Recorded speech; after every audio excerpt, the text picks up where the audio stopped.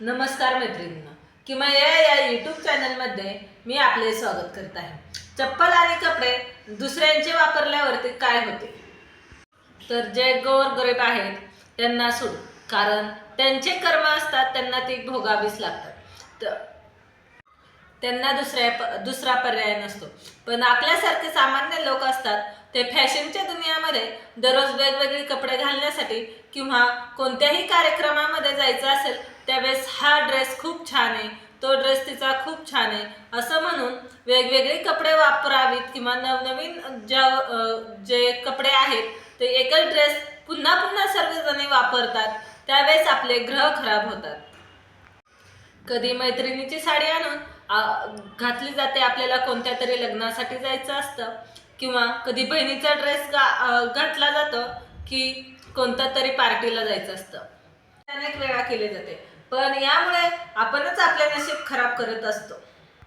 यामुळे आपले ग्रह खराब होतात। कधी आपण जे कपडे वापरलेले असतात ते आपल्या बहिणीला, मैत्रिणींना, कोणाला तरी देऊन टाकतो, ज्यावेळेस त्यांना त्या कपड्याची गरजही नसते।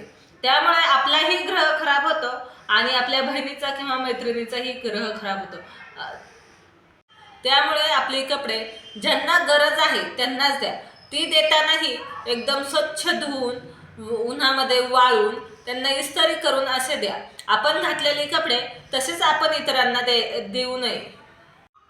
पूर्वी असे व्हायचे की आपल्या घरामध्ये खूप मुलं असायचे, आणि पैसेही खूप कमी असल्यामुळे या मुलाची कपडे त्या मुलाला, त्या मुलाची कपडे त्या मुलाला, असे कोणीही कोणाचे कपडे वापरत होते। पूर्वीची परिस्थिती वेगळी होती, पण आत्ताच्या परिस्थिती आपण फॅशन म्हणून दुसऱ्यांची कपडे वापरतो। जरी आपली कपडे फाटलेली असेल तरी आपण ते व्यवस्थित शिवून स्वच्छ धुवून आपली कपडे आपणच वापरावे। आता तर जन्मत्या बाळालाही जुने कपडे वापरू नये, कारण आता आपल्याला भरपूर सर्व गोष्टी मिळतात।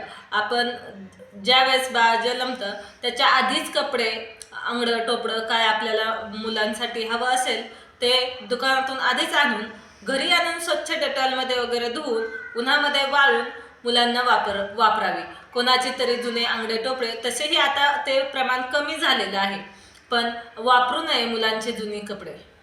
कारण जन्मत्या बाळालाच आपण जर जुनी कपडे वापरली तर आपण त्याचा जन्मापासूनच ग्रह खराब करून ठेवतो, आणि मग त्यातूनच त्याचे ग्रहमान किंवा एलर्जी वगैरे जे आजारपण असतात तेही एकमेकांना संसर्ग होतो आणि त्यातून आजारपण वगैरे उद्भवतं। त्यामुळे आपल्या बाळालाही कोणाचीच जुनी कपडे वापरू नये।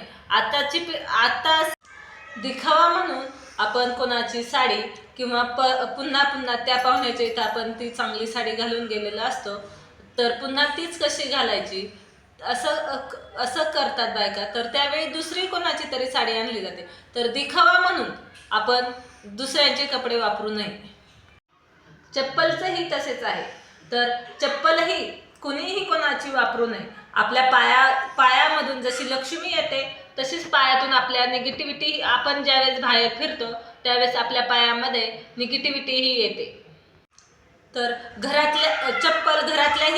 घरातल्यांनीही घरातल्या चपला घातल्या तर चालतात का, तर मुळीच नाही। घरातीलही मुलं असतील किंवा आपलेच कोणीतरी मुलं हे असतील तरीही प्रत्येकाची चप्पल ही सेपरेट असावी।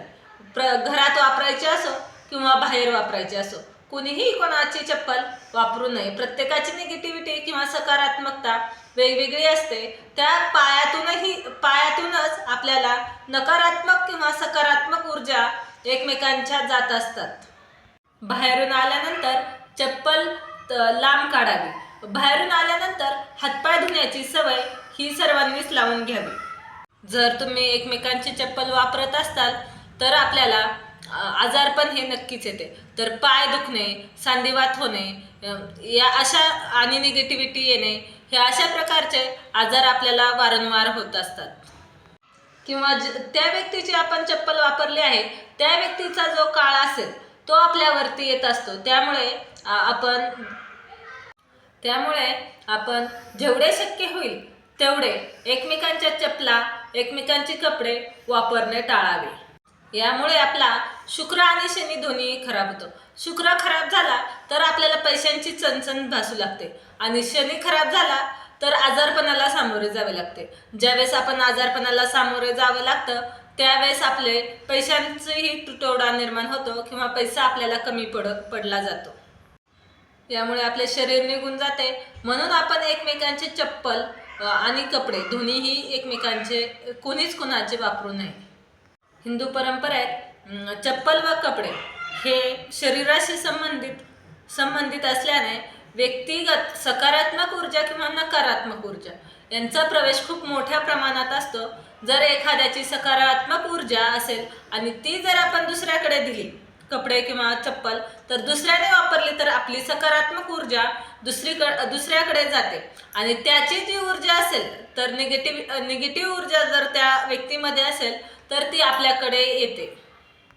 आपली कपडे आणि चप्पल हे दैनंदिन कर्माशी जोडली गेलेली असतात. दुःखी, आजारी किंवा सतत ताणतणावामध्ये असलेल्या व्यक्तींचे कपडे वापरल्याने नकारात्मक संस्कार आपल्यावर परिणाम करून जातात. दुसऱ्यांची चप्पल घालणे म्हणजे अडचणीचा संकेत मानला जातो. दुसऱ्यांची कपडे घालणे मानसिक अस्वस्थता वाढवली जाते. जसे शरीराला अंघोळीची गरज असते तसेच आध्यात्मिक स्वच्छतेसाठी स्वतःचे स्वच्छ धुतलेले कपडे वापरण्याची गरज असते. व्हिडिओ आवडला असेल तर लाईक करा, शेअर करा, सबस्क्राईब करा. व्हिडिओ पूर्ण पाहिल्याबद्दल धन्यवाद.